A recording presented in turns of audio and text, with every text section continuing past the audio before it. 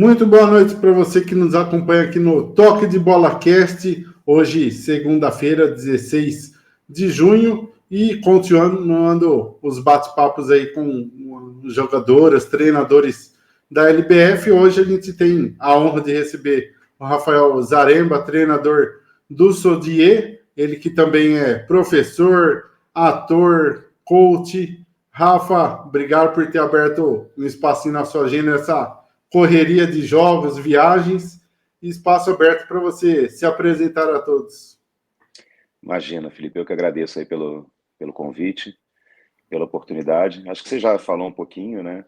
Tenho aí uma trajetória, digamos, bastante eclética, né? Com a formação aí na psicologia, mas sempre ligado ao esporte, né? Desde muito cedo, primeiro como atleta, depois como psicólogo do esporte, atualmente também, né?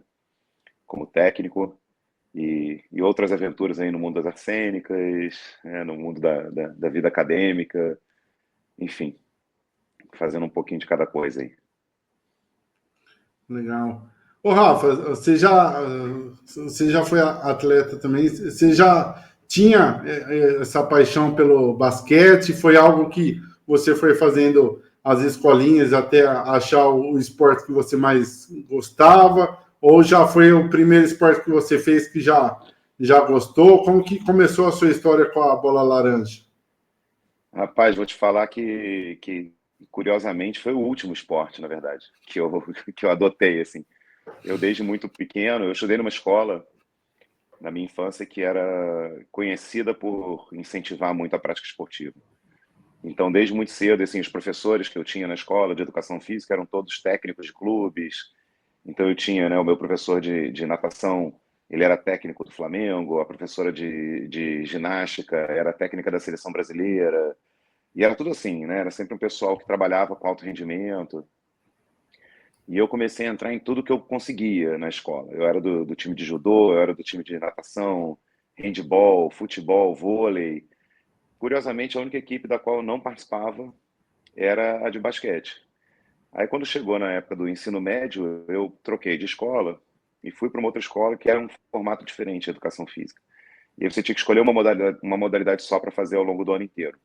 E eu escolhi o vôlei. Então, eu entrei para o time de vôlei do colégio novo. Só que o técnico do vôlei era o mesmo técnico do basquete. E aí tinha um pessoal que estava se formando e tal. Ele precisava, né, repor alguns atletas na equipe de basquete. E ele me convidou, se eu não queria fazer parte também da equipe de basquete. Eu tinha ali por volta, na época, né, por volta dos 13, 14 anos. E aí eu aceitei o convite. Aí comecei a jogar no time da escola, aí como assim, gostava, já gostava de basquete antes, eu só não fazia parte do time, assim, do meu primeiro colégio. Jogava, brincava, mas não jogava de forma organizada, digamos assim. Mas eu gostei, aí fui tentar melhorar, fui fazer uma escolinha. Aí uma coisa foi puxando a outra, daqui a pouco eu estava realmente, né, jogando e eu dava mais atenção, né, numa fase anterior para o futebol, para o vôlei. Aos poucos esses esportes foram perdendo tempo, o basquete foi ganhando mais tempo e eu fui me apaixonando cada vez mais e acabei chegando, né, à categoria adulta. Joguei só uma temporada como profissional, né, entre muitas aspas, porque não era tão profissional assim, aonde eu jogava. Joguei uma temporada e aí decidi me dedicar à universidade. Eu estava estudando psicologia na época.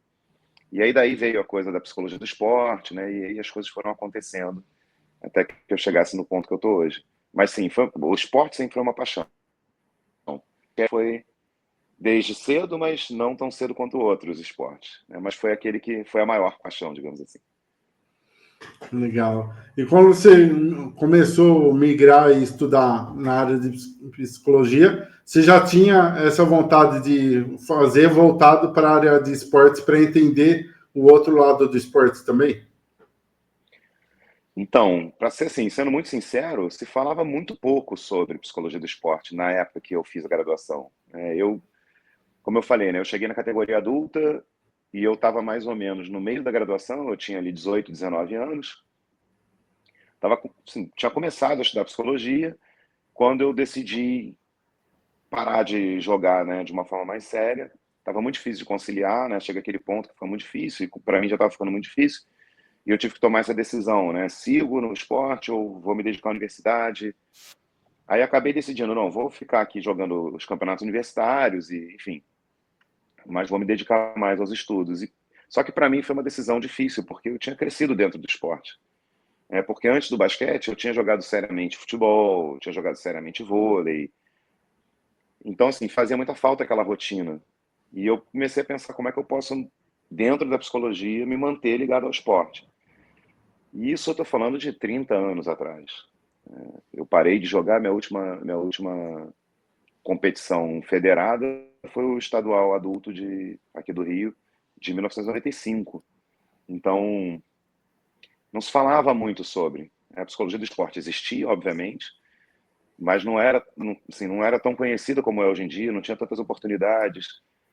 E eu comecei a buscar um caminho, como é que eu faço para poder me manter ligado ao esporte através da psicologia. Então, encontrei material, assim, bibliografia, quase não tinha bibliografia nacional, eu fui buscar fora.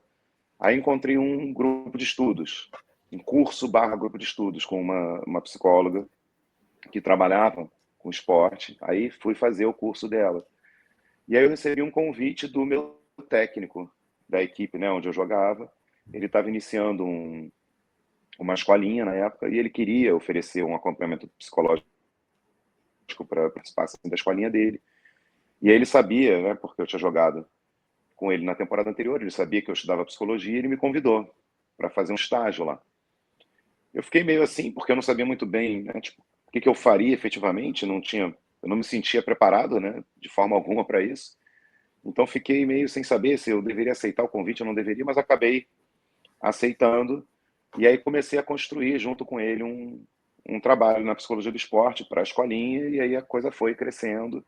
E eu fui entrando cada vez mais nessa área e me tornei, né, além de psicólogo clínico, também psicólogo do esporte. E hoje, qual que é a importância que você, hoje como treinador, qual a importância de ter um psicólogo, de ter alguém da área trabalhando junto ali na comissão, dando apoio tanto para você quanto para os jogadores nos dias de hoje? Pô, Felipe, eu sou muito suspeito, né, para responder essa pergunta, porque eu acho essencial, eu acho que é fundamental. Às vezes as pessoas, quando estou falando sobre a psicologia do esporte, eu sou professor da PUC e uma das disciplinas que eu leciono é psicologia do esporte, para o departamento de psicologia, né? Então, pessoas que têm interesse, que hoje conseguem ter o que eu não tive na época da minha graduação, né? A área está ali, você tem como ter um primeiro contato, e eu hoje tenho a felicidade de poder fazer por outras pessoas o que ninguém pôde fazer por mim lá atrás, né? Que é meio que passar um pouquinho da minha experiência e um pouquinho sobre como funciona a área para quem pensa em eventualmente se inserir nesse mercado. E é uma coisa que eu falo para eles, muitas vezes não se leva em consideração o componente psicológico quando se pensa no esporte, no atleta. A gente não questiona a necessidade de o atleta ter uma competência física, ninguém questiona isso, né? A gente não questiona a necessidade de ter uma competência técnica, né, de dominar os fundamentos da modalidade. A gente não questiona a necessidade de ter uma competência tática, né, entender como funciona o esporte que você pratica e como é que você pode, né, o que são suas contribuições, seja num esporte coletivo, né, como você contribui para a equipe, quais são as funções que você exerce para aumentar as chances de conseguir o resultado que você quer, seja no esporte individual, né, quando você estuda ali o seu adversário e você elabora uma estratégia para o jogo, né, como é que eu enfrento esse adversário, é diferente de como eu enfrento aquele adversário. Isso demanda uma competência tática, uma compreensão da dinâmica da modalidade. Ninguém questiona essas três competências, mas é como a gente costuma falar na psicologia do esporte. São 4 competências que o atleta tem que possuir. E a quarta competência, que é exatamente a competência psicológica, emocional, mental, seja lá que nome se quiser dar, essa muitas vezes fica em segundo plano. E para mim, eu como, né, tenho aí essa trajetória dentro da psicologia e também, né, pratiquei esporte minha vida inteira, para mim é muito claro, assim, de nada adianta você estar muito bem preparado fisicamente se você não domina os fundamentos da modalidade, se você não compreende, né, a dinâmica da modalidade que você pratica, e também não adianta nada você ser muito bom, ter todos os fundamentos, dominar os fundamentos, né? No caso do basquete, você saber fazer uma bandeja com a mão direita, com a mão esquerda, saber driblar, passar a bola, arremessar, se você fisicamente não consegue atender às demandas do jogo. Ou você, pô, fisicamente está muito bem, tecnicamente você está muito bem, mas você não entende exatamente qual é a sua função, qual é o seu papel. Você taticamente não tem essa compreensão, você não vai produzir, render o máximo que você pode.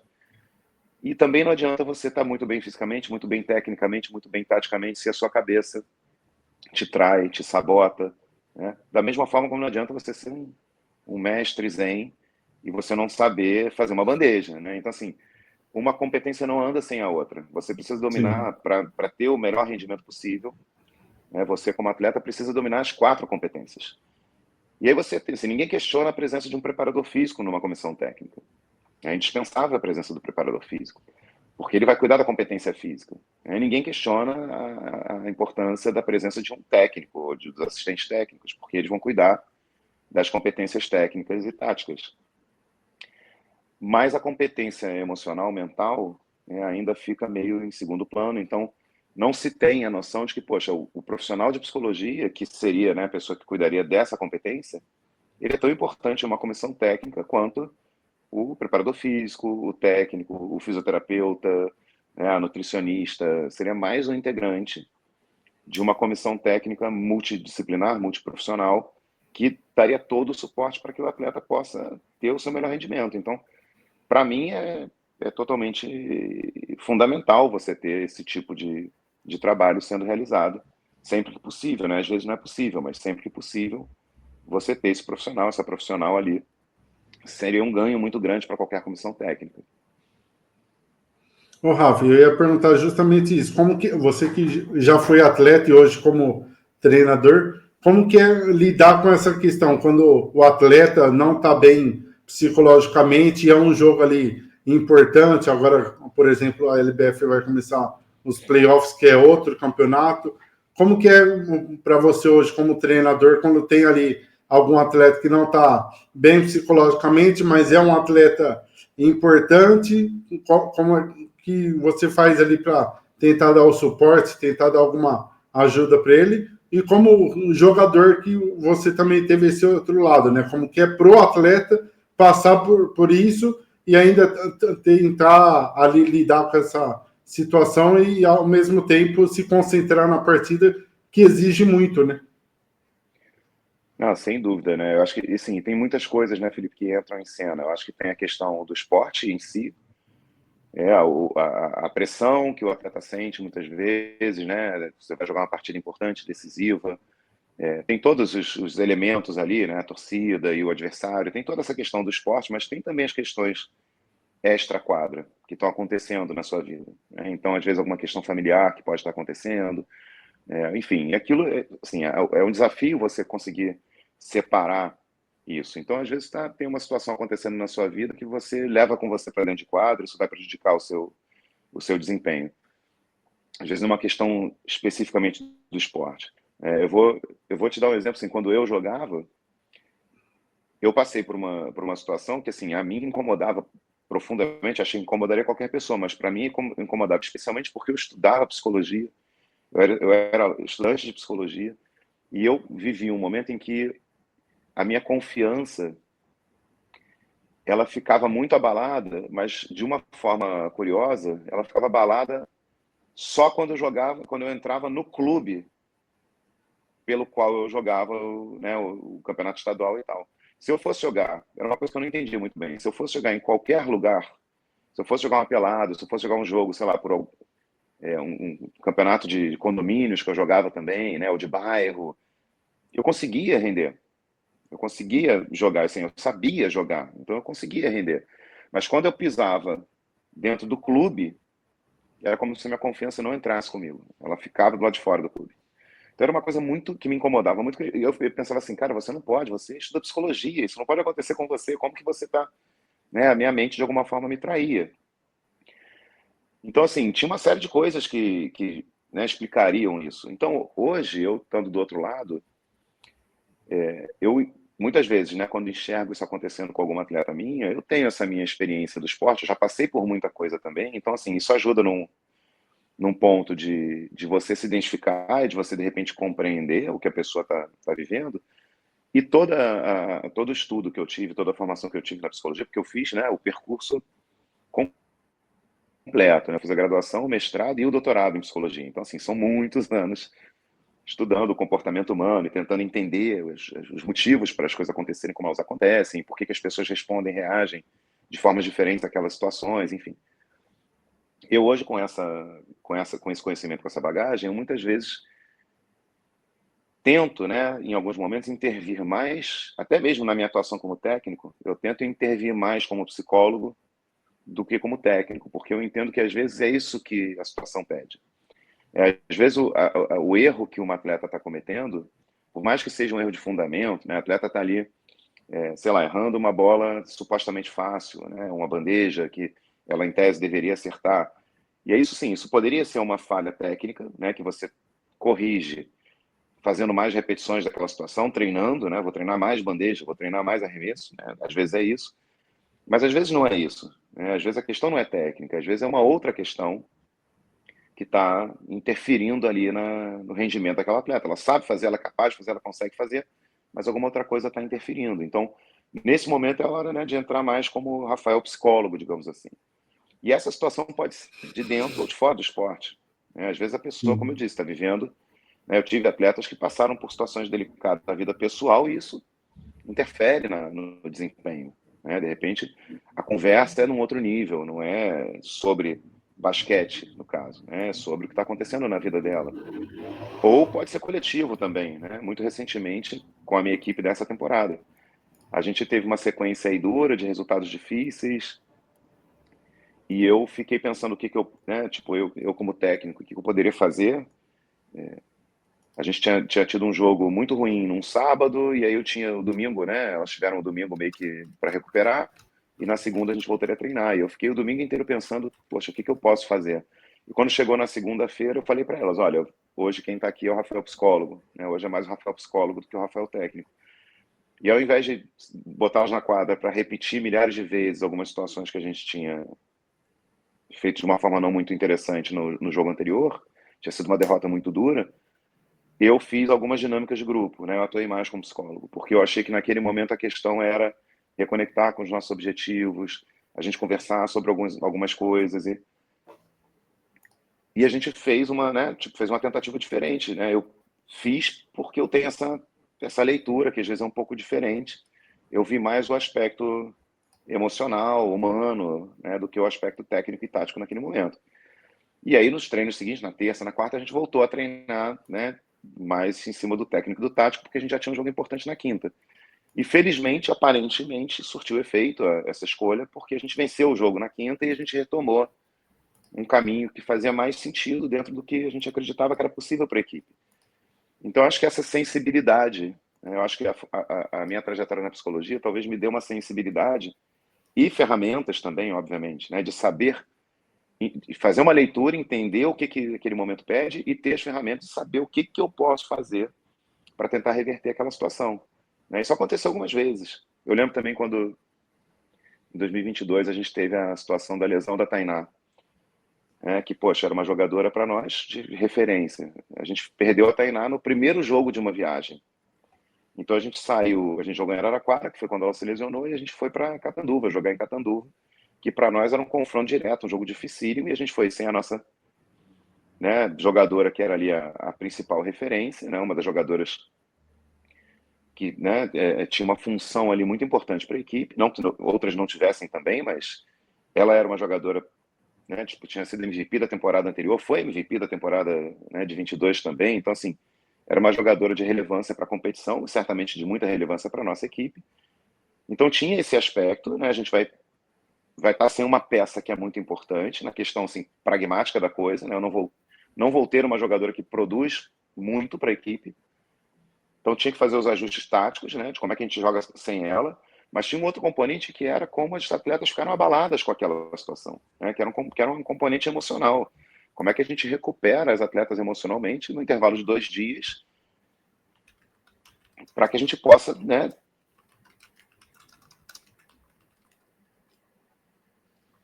precisa em Catanduva. E de novo, né, quando a gente chegou em Catanduva, no treino lá em Catanduva, eu fiz muito mais um trabalho de psicólogo do que de técnico, né? A gente preparou a equipe taticamente, mas eu senti naquele momento que o mais importante era resgatar elas emocionalmente.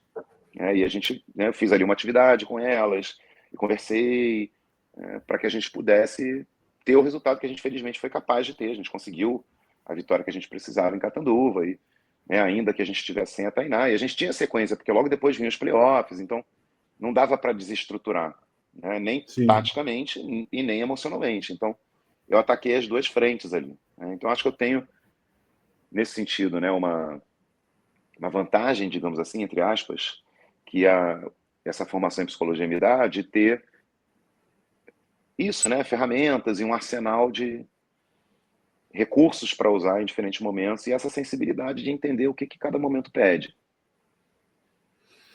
Ô, Rafa, e ainda falando nessa linha da questão da psicologia, quando a atleta não está bem, que a bola não está caindo, não está com aquela confiança no jogo, que aí aparece um momento, por exemplo, da torcida, que a torcida está ali como sexto jogador em quadro, que a gente fala que dá aquela energia diferente para atleta.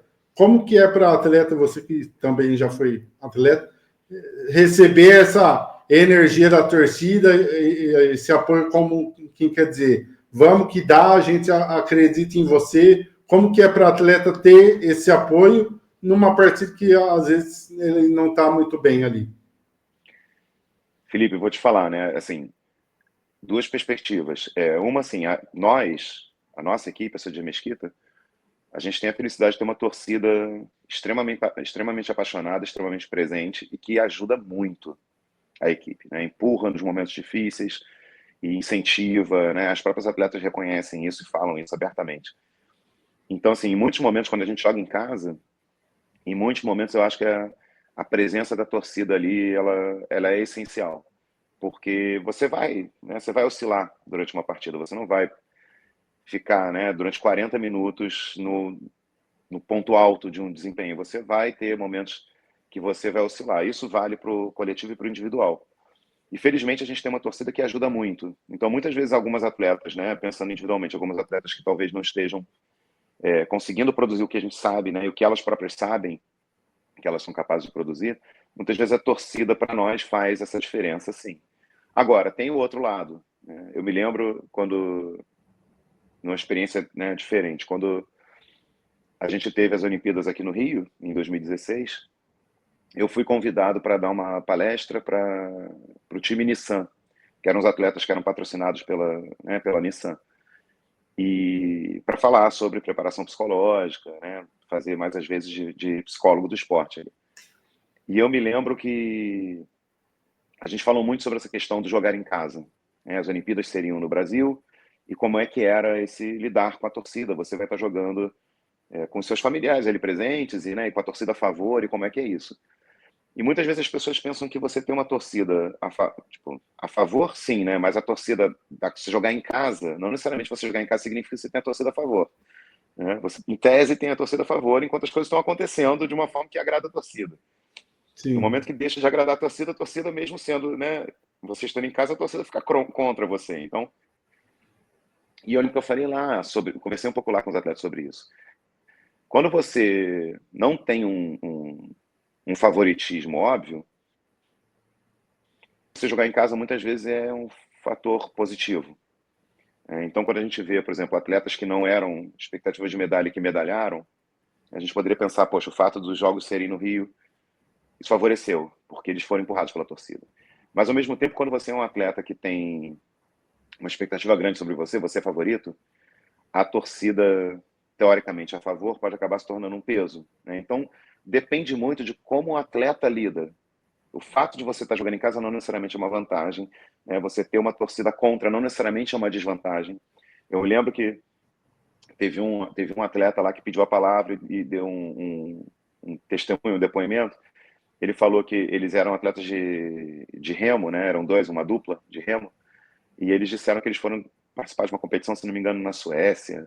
Acho que era na Suécia.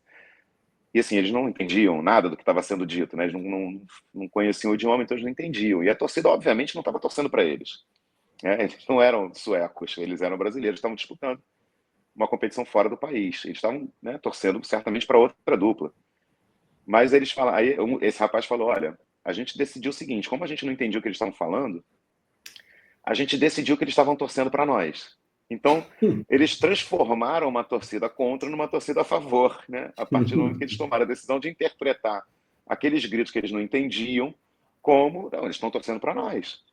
Então, e na maior parte das vezes é isso, né, Felipe? É assim, é a interpretação que a gente faz. Não é o evento em si, o que está fora, é como a gente filtra, no que a gente transforma aquilo.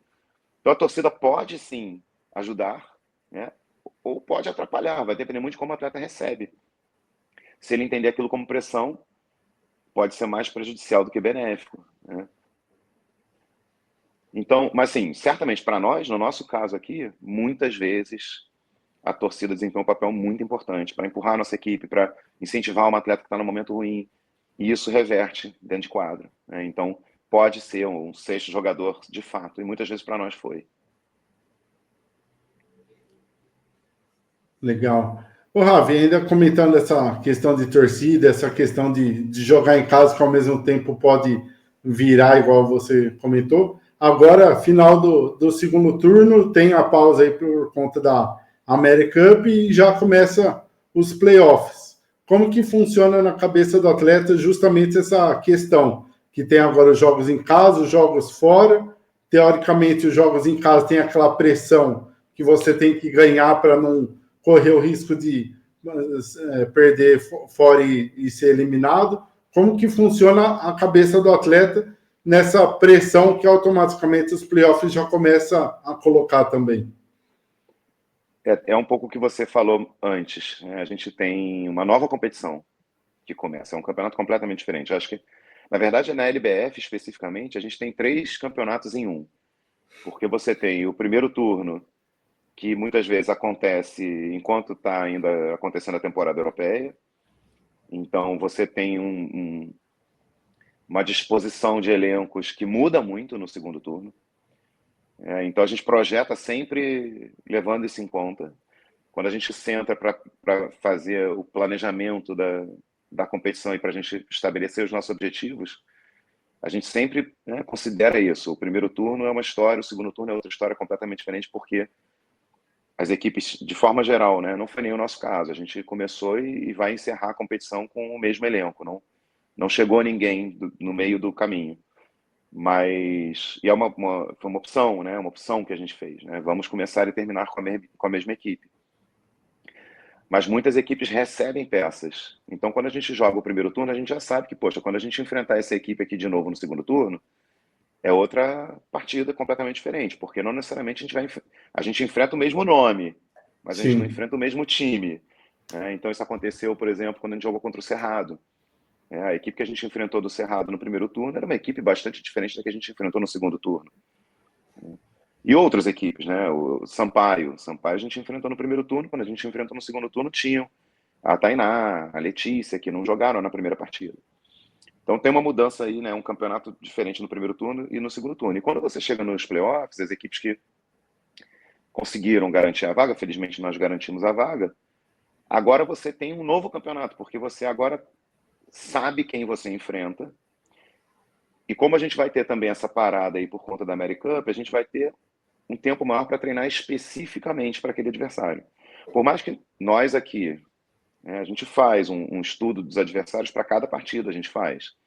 A gente utiliza muito ferramenta de vídeo, a gente mostra para os atletas como cada equipe vem jogando, né, as tendências, tanto no que diz respeito à parte ofensiva, quanto no que diz respeito à parte defensiva. E a gente prepara especificamente para cada adversário, nós aqui fazemos isso. Só que assim, quando você viaja para fazer 2 jogos com intervalo de um dia entre eles, é muito difícil você fazer uma preparação específica antes de viajar pensando em 2 times diferentes. Então, muitas vezes a gente prepara para o primeiro jogo da viagem e a gente faz algum ajuste fino para o segundo jogo. A gente mostra o material e tal, mas é muito na conversa e um ajuste no treino ali. Na véspera do segundo jogo, você faz um ajuste na quadra. Você não tem um tempo tão grande de se preparar especificamente para cada partida, pensando especificamente em cada adversário, porque é um jogo em cima do outro.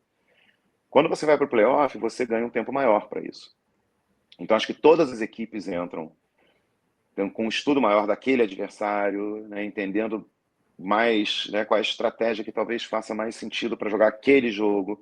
E aí isso vai se redesenhando ao longo da série.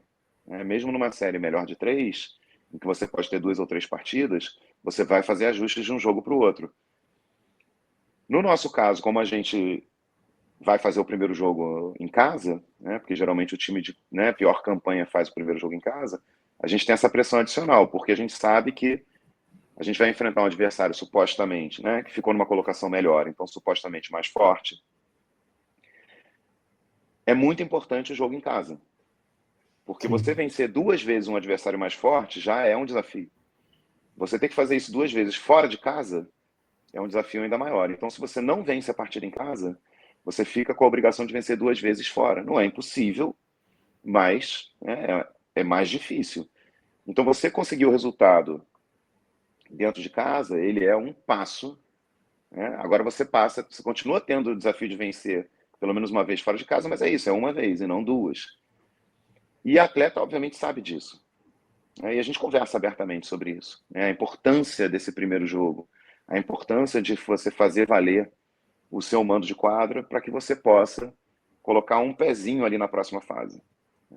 A gente viveu essa experiência em 2021, quando a gente jogou contra Campinas, na primeira fase dos playoffs. A gente venceu o jogo em casa, então a gente passa a pressão para o outro lado, né? A gente, infelizmente, não conseguiu confirmar e vencer, né, uma partida em Campinas para avançar. Mas Campinas chegou lá mais pressionado, sem dúvida, né, precisando vencer. Enquanto a gente ainda poderia, de repente, perder o jogo 2 e ter ainda uma chance no jogo 3. Né? Então, isso, sim, isso é um componente, sem dúvida, é um componente. Né? Só que você tem que tentar, como eu falei, não é o fato em si, é a interpretação.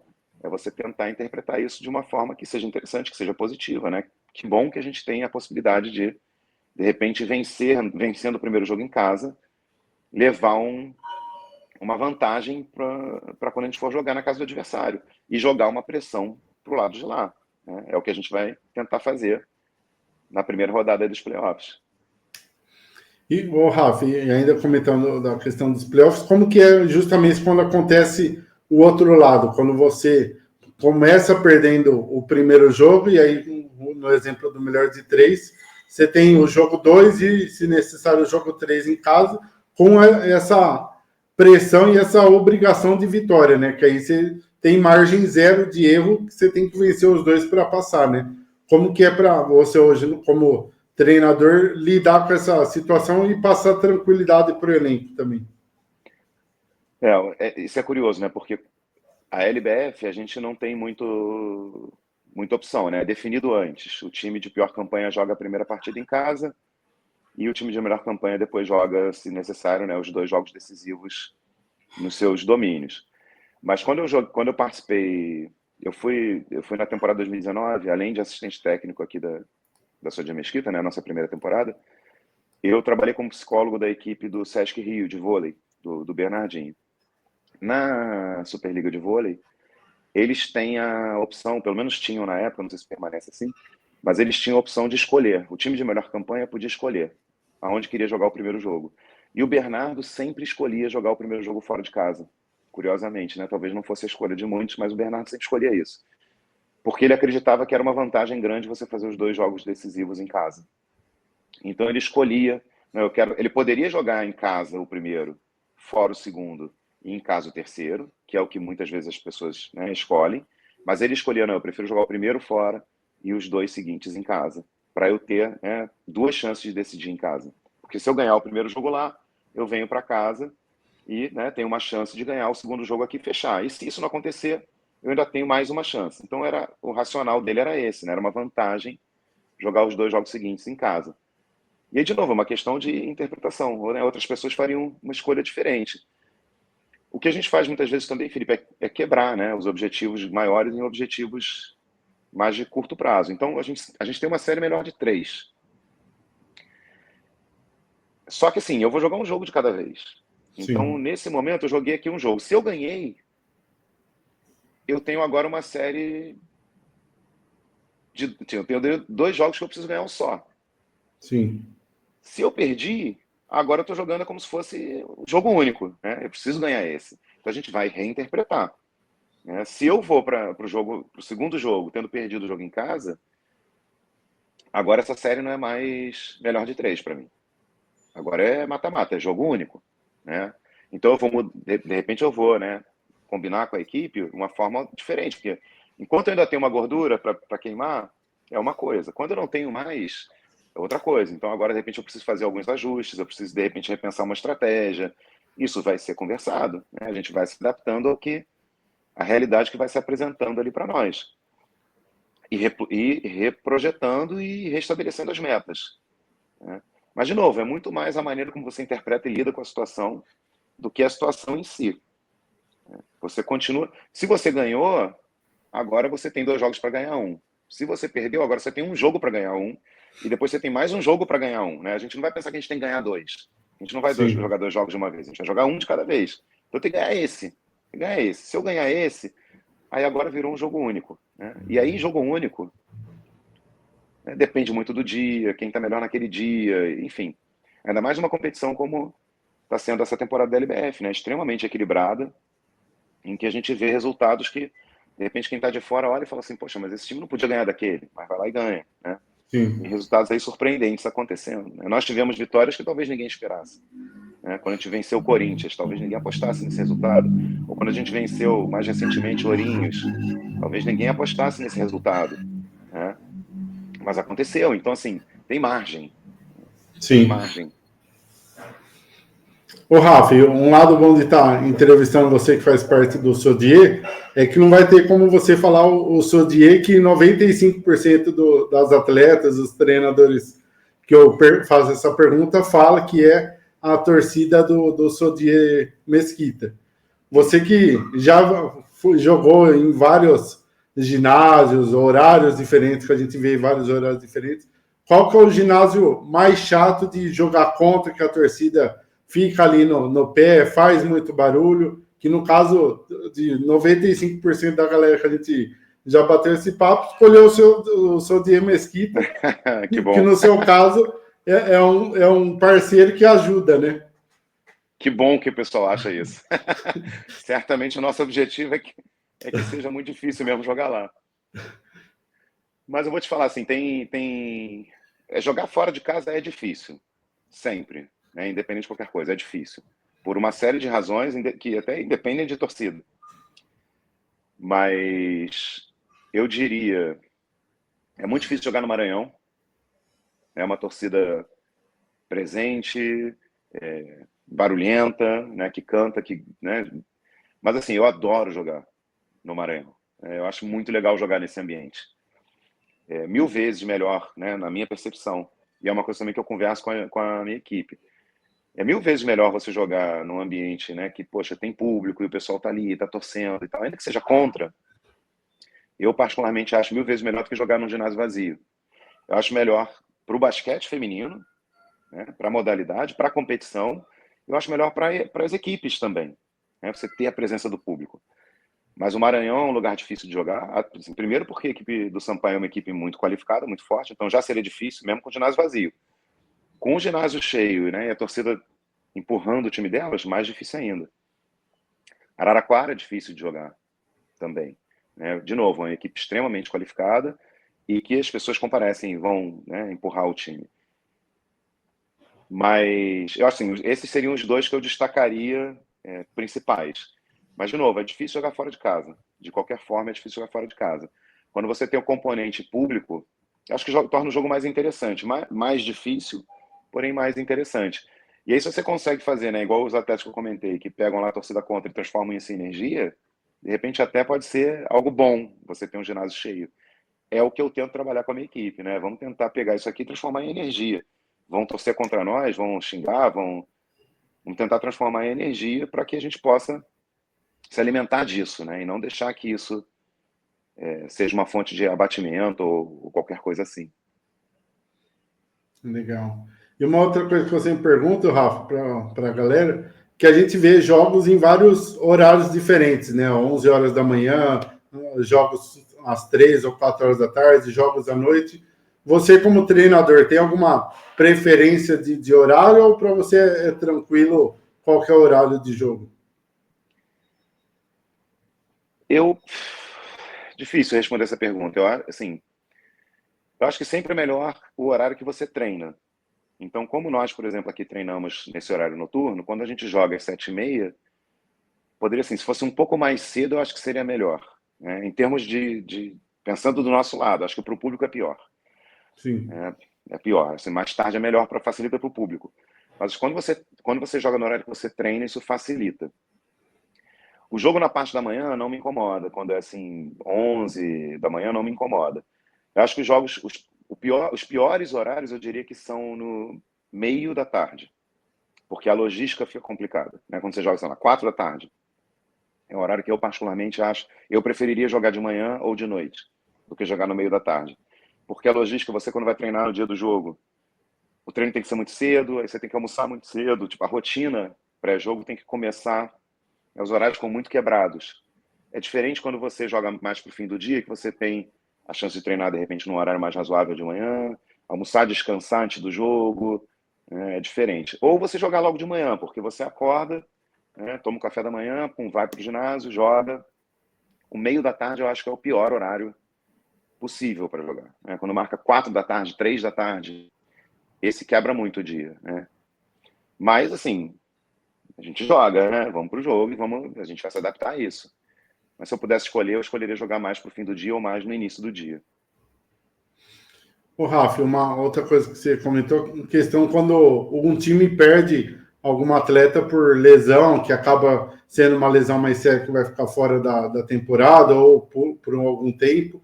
E nessa LBF a gente viu muito isso, né? Muitos clubes perdendo ali várias atletas por lesões, algumas conseguiram voltar ainda durante a LBF, outras tiveram que fazer cirurgia e perderam a temporada.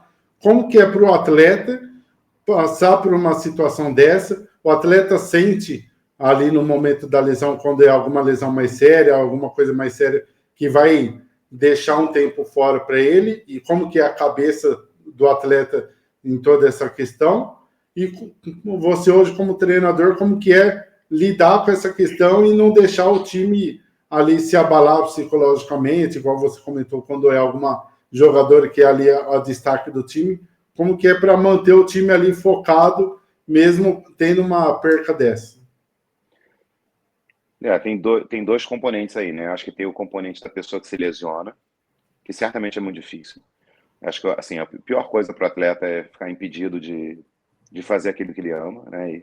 E ficar ali no departamento médico. A gente conviveu esse ano com algumas atletas que se lesionaram, que estavam voltando de lesão, né? E você acaba ficando meio à margem. Por mais que a gente tente incluir, tente envolver, a pessoa não poder treinar, né? De repente não pode viajar com a equipe, acaba que afasta um pouco. Então, acho que isso para o atleta é muito difícil, porque você está impedido de fazer alguma coisa que para você né, algo que você gosta muito de fazer, e você está, de alguma forma, alijado ali da convivência, do contato 100% ali com as tuas companheiras. Então, tem esse componente, e aí tem um componente psicológico grande, né, do trabalho de reabilitação e da paciência, e de você, enfim, manter o foco no que você tem que fazer, entender que tem etapas, né? Então, uma coisa que a gente faz muito também na psicologia do esporte, né, trabalhar com atletas lesionados, trabalhar em processo de reabilitação, porque realmente não é fácil, né, para quem está nessa condição. E aí tem o outro lado, o outro componente, que é o impacto disso na equipe, quando você está pensando no esporte coletivo. E independente, né, eu dei o exemplo aqui de quando a gente teve a lesão da Tainá, que era uma peça central, mas independente do atleta, da atleta que se lesiona, isso tem um impacto no coletivo, né? Como é que você remaneja as peças, como é que você se organiza de novo, né, num sentido mais de quadra, tático, e também como que isso impacta a parte anímica, né, a parte ali da energia do grupo, do emocional do grupo, porque às vezes você tem talvez uma atleta que para quem está de fora e que não está ali no convívio, né, no dia a dia, não vê os bastidores, você tem um atleta que de repente tem uma participação menor em termos de minutagem, né, os números de repente da pessoa não são números que chamam tanta atenção, mas você muitas vezes não sabe que aquela atleta tem uma participação extremamente relevante no dia a dia da equipe, né, em outros sentidos. De repente ela não é aquela que está tanto tempo em quadra, que produz tanto em termos de pontos, rebotes, assistências, mas talvez ela seja uma liderança dentro do grupo, ou talvez ela seja, assim, tem uma relevância que não fica aparente nos números. E aí como é que você maneja isso também? Então, assim, esses momentos de lesão são momentos sempre desafiadores, de como que você mantém a estrutura da equipe, como que você mantém a atleta lesionada um foco, numa energia que possa ajudar na recuperação, agilizar a recuperação. Não é fácil não, Felipe, lidar com isso. E lamentavelmente, é o que você falou, né? A gente viu nessa edição muitos casos de lesão, né? Infelizmente, alguns casos de lesões mais sérias que tiraram as atletas da competição. O que é muito triste, é muito chato. A gente, né, torce para que isso nunca aconteça, mas infelizmente faz parte do esporte e a gente tem que lidar com isso, né? Sim. E quando você está ali na quadra, que você sente ali o momento da lesão, o atleta, com os anos, com a experiência que vai adquirindo na carreira, ele já sente ali quando é uma lesão mais séria, quando é uma lesão menos séria, ou quando ele sente ali um desconforto, pede para sair para não acabar forçando. Como que é para o atleta saber perceber essa gravidade ou não? Porque às vezes o sangue ali está quente também, ele quer continuar jogando e pode agravar ainda mais, né? Sim, vou voltar, ao exemplo da situação da Tainá, né, que eu acho que assim a gente teve, né, ao longo desses anos, situações de atletas lesionadas, ou até algumas que chegaram já voltando de lesão, mas assim, em termos de lesões que a gente teve, eu acho que assim, difícil encontrar uma que tenha sido mais séria do que a da Tainá, né? E no momento que a Tainá machucou, no momento que a Tainá machucou, no momento em si, assim, na hora do jogo ali, a reação dela no momento, dificilmente você vai me ver, Felipe, você assistir os nossos jogos, dificilmente você vai me ver entrar em quadra para, né, prestar algum tipo de socorro a uma atleta lesionada, até porque não é. Eu tenho meu fisioterapeuta lá, né, que é mais a responsabilidade dele. E sempre quando acontece uma situação no jogo, né, de uma atleta cair, né, por algum motivo cair no chão e ficar ali por um tempo, invariavelmente, você dá um tempo para ver o que de fato aconteceu, porque tem a regra de que se você entra para socorrer, você necessariamente tem que substituir a atleta. Então, é meio que uma praxe, né, as pessoas que não são do meio, às vezes não entendem isso, acham que é falta de preocupação, ou falta de sensibilidade, ou, né, poxa, olha lá, a atleta machucou e ninguém foi lá socorrer. E não é isso, é porque a gente sabe que se a gente botar o pé na quadra para socorrer, a gente vai ter que substituir aquela atleta. E às vezes não é alguma coisa que demande uma substituição, e de repente naquele momento do jogo, né, você prescindir daquela atleta é algo que não seria bom. Então a gente sempre dá dá um tempinho para ver o que efetivamente aconteceu, para avaliar se precisa ou não entrar para socorrer. A Tainá tinha, né, muitas vezes ela sentia cãibras, e assim, as próprias companheiras conseguiam ajudar e resolviam sem necessidade de uma assistência externa. Quando ela caiu no jogo lá contra a Araraquara, eu entrei na quadra imediatamente, coisa que eu nunca faço. Por que eu entrei na quadra imediatamente? Ela deu um grito de dor que ela nunca tinha dado antes. Assim, foi uma coisa que me assustou. A reação dela no momento foi uma reação que não era a reação que ela costumava ter. Então aquilo já na hora me chamou a atenção.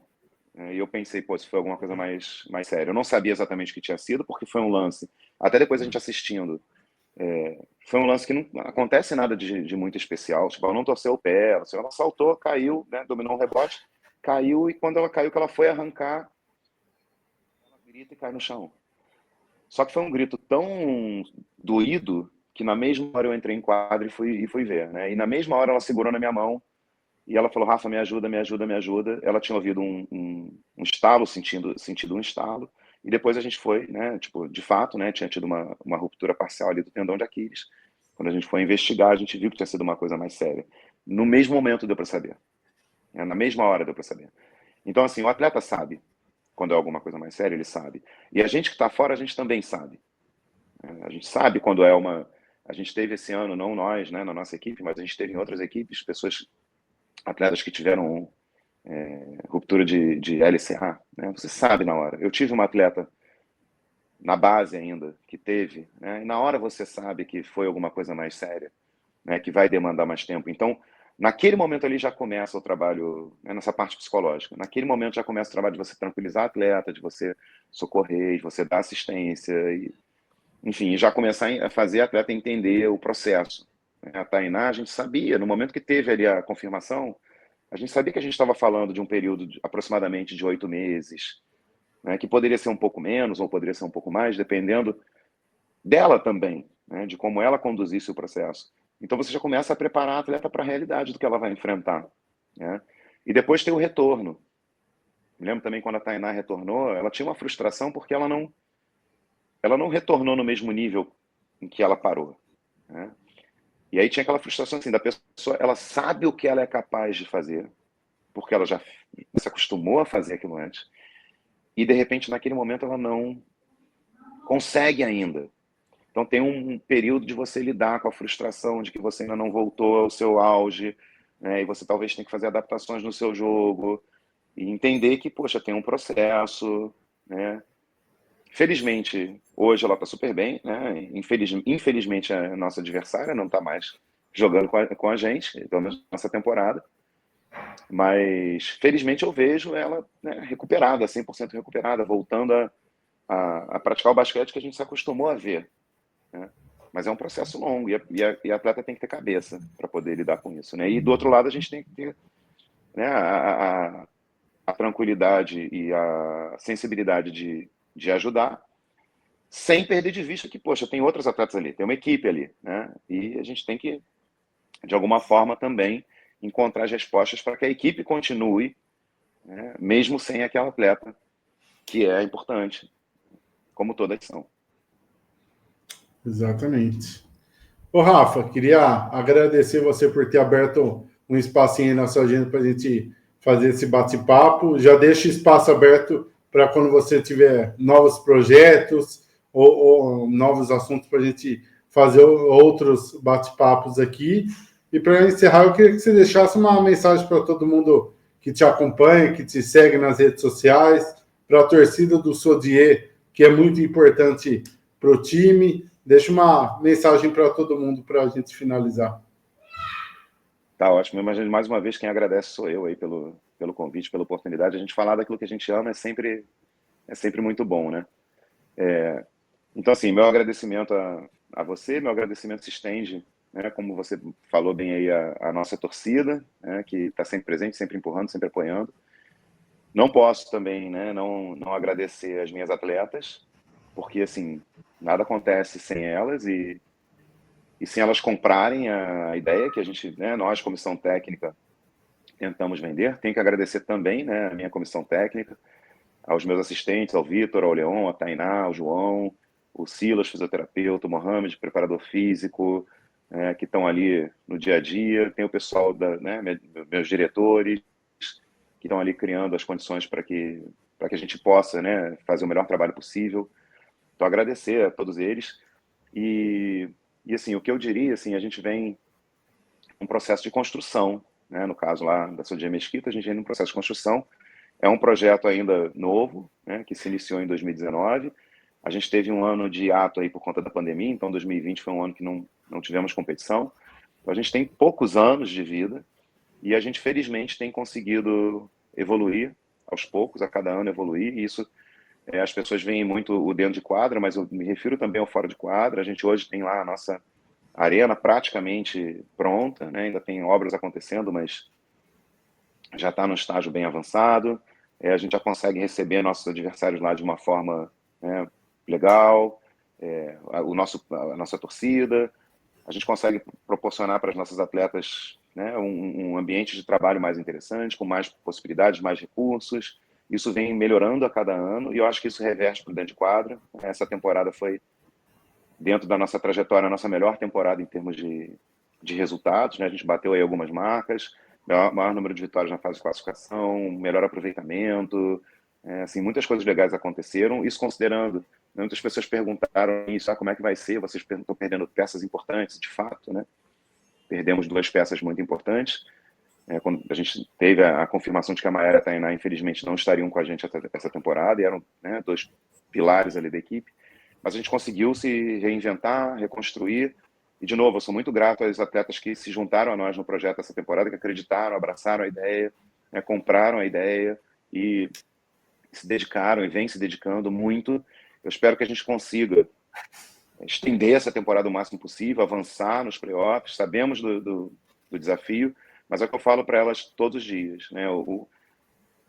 Às vezes você no dia a dia, você está ali treinando, trabalhando, né? Seja no esporte ou fora dele, você está ali entregando o melhor que você pode todos os dias, e às vezes você não enxerga a recompensa, né?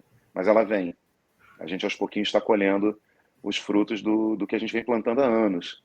E isso vale tanto para nós no coletivo quanto para os atletas individualmente. Acho que tem um merecimento ali, e eu espero, né, que a gente possa seguir na temporada, possa avançar e que elas possam cada vez mais colher esses frutos do trabalho que elas fazem no dia a dia, né? E o que eu diria para todo mundo é isso, né? Acredita no processo, se dedica, faz o seu. A gente não controla muitas vezes os resultados, mas a gente controla o que a gente entrega, o que a gente faz. E quanto mais você entrega, quanto mais você faz, como diz meu grande amigo Bernardinho, é engraçado que as pessoas falam que eu tenho muita sorte, mas é curioso, porque eu percebo que quanto mais eu treino, mais sorte eu tenho, né? Eu acho que é isso, né? A sorte é quando o preparo encontra a oportunidade. Então, esteja preparado para quando a oportunidade aparecer, você agarra ela. É o que a gente vem tentando fazer. E que bom que a gente tem conseguido avançar, né? A gente está só começando, tem muita coisa boa por vir, né? Vamos continuar trabalhando e vamos em frente. E, assim, da mesma forma eu diria para todo mundo, né? Acredita, faz a sua parte bem feita, a recompensa vem. E sucesso, né, para todos nós. Te agradeço mais uma vez pela oportunidade, Felipe. Então tá aí, Rafael Zaremba, treinador do Sodier. Você que nos acompanha até aqui, continue seguindo nossas redes sociais, que tem muito bate-papo vindo por aí. Rafa, mais uma vez, te agradeço, desejo sucesso e vida longa, que o Sodier tem muito a conquistar. Obrigado, Felipe.